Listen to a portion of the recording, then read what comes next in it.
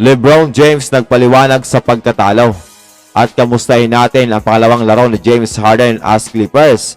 Giannis, dapat mo talagang ma-eject, at Steve Kerr nagsalita na sa goaltending issue.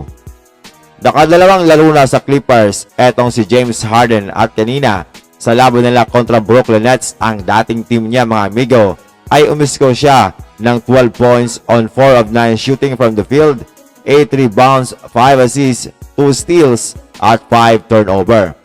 Welcome naman siya ng Brooklyn Nets mga amigo, yun nga lang ang chance sa kanya ay Daryl Morey. Hindi rin maganda ang kanyang pananatili sa Nets dahil pinilit niya rin na magpa-trade para makaalis sa team. While bigyan daw natin ng benefits of the doubt ang performance ni James Harden dahil hindi siya naglaro ng kahit isang laro sa preseason game, sa regular season sa Sixers at maging sa training camp ay uma-absent pa.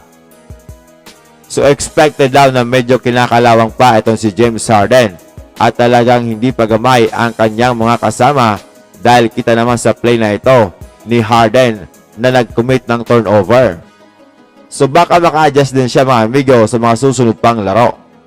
Kaso, napansin ko lang kanina mga amigo ay limitado ang kanyang mga shot attempts, parang ayaw tumira. Isa sa first quarter, 3 sa second quarter, 3 din sa third quarter at 2 lamang sa fourth. Sa kanilang 4, siya ang may pinakamababang shot attempts. Tinalo pa siya ni Russell Westbrook na may 18 shots. Mainit din ang nangyari kanina nang ma-eject sa laro itong si Giannis Antetokounmpo nang dakdakan niya ng harap-harapan itong si Stewart at tinitigan niya pa. Sobrang gigil ni Giannis mga amigo dahil sa tindi ng kanyang ginawang dakdak. Ngunit ang resulta ay tanggal siya sa laro at tinawagan siya ng technical foul. So ito ay unsportsmanlike foul dahil pangalawa ito ni Giannis kaya automatic tanggal na siya sa laro. Nanghingi pa si Giannis mga amigo ng paliwanag sa referee pero ini-ignore nga siya. So dapat nga bang matawagan siya ng unsportsmanlike foul? Well, ayon kasi sa rule mga amigo, kapag nagpapakita ka ng unnecessary behavior or dinedisrespect mo ang kalaban or nagpapakita ka ng hindi magandang gesture, ay nasa referee na kung tatawagan ka ng technical foul or unsportsmanlike foul. So nakita naman natin mga amigo na tumitig lang itong si Giannis at talagang ipinapakita yung kanyang gigil at satisfaction sa kanyang ginawang dakdak. Kaso medyo malambot na ngayon ang NBA. Pati ang referee ay malambot na rin ang tawagan. Mas maganda yung may spices mga amigo ang laro at may mga asaran para ganahan ka talagang manood.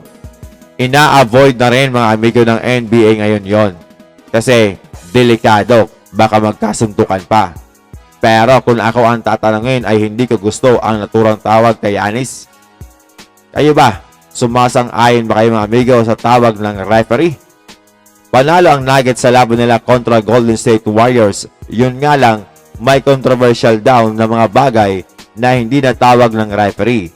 Sa layup kasi na ito na Steph na pantabla na sana ay natapalan pa siya ni Aaron Gordon at automatic nagreklamo si Steph at Steve Kerr sa referee na dapat daw ay goaltending yon. Sa post-game interview ay sinabi nga ni Steve Kerr na napakahalaga sa kanila ang bawat points pero nauunawaan niya daw na talagang mahirap ang anggulo na yon para tawagan ng goaltending. Yun na daw yun kaya tanggapin na lang. Sinabi din ni Coach Steve Kerr na mga last year mga amigo ay meron daw ganon na non-calls. Mga 4 or 5. So this year ay paniguradong mauulit nga ang ganon mga amigo. Naging trend naman para sa Los Angeles Lakers ang mahinang performance sa first quarter at kadalasan dito sila nasasawsawan at the rest ay maghahabol sila mga amigo. Kanina masaklap ang simula ng Lakers versus Rockets dahil nagkaroon ng Rockets ng 17-7 run. So same story mga amigo, naghahabol ang Lakers pero hindi nila magawang maibaba ang kalamangan ng Rockets. Kaya natapos ang laro sa score na 128-94. Ang problema sa Lakers mga amigo, hindi talaga sila matuto na dapat simula pa lang ay agresibo na. o sadyang mahina lang talaga ang kanilang shooting dahil sobrang alat mga amigo. Same story mga amigo, nadomina sila ng Houston Rockets sa points in the paint na may 68, 42 lamang sa Lakers. Rebounds na may 57 at 34 lamang sa Lakers.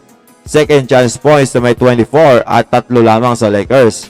Fast break points na may 20 at 9 lamang sa Lakers. So pag ganyan, isa lang talaga ang magiging resulta, walang iba kundi ang pagkatalo. Halos lahat ng aspeto ay na-outperform sila ng Houston Rockets. Ang maganda lang sa larong ito mga amigo ay kinakaldag nga ni LeBron James itong si Dillon Brooks na talagang pisikalan ang laro ng dalawang ito. Still, winless ang Lakers mga amigo sa kanilang road games. Matapos ang pagkatalo sa Rockets ay sinabi ni LeBron James sa kanyang post-game interview na mahirap daw na magkaroon sila ng solid na pagkakaisa kung kulang naman sila. Ganun lang daw kasimple mga amigo. Dagdag pa ni LeBron James, sobra silang depleted sa injury side. Hindi nakapaglaro si AD dahil injured ito mga amigo sa huling laro nila kontra Miami Heat. Si Vando still out, Gabe Vincent at pati si Jalen Hood-Schifino. Hindi rin maganda ang ipinapakitang paglalaro ni Cam Reddish sa offensive ends. Nako, mukhang hindi upgrade ang nangyari sa Lakers mga amigo kundi downgrade.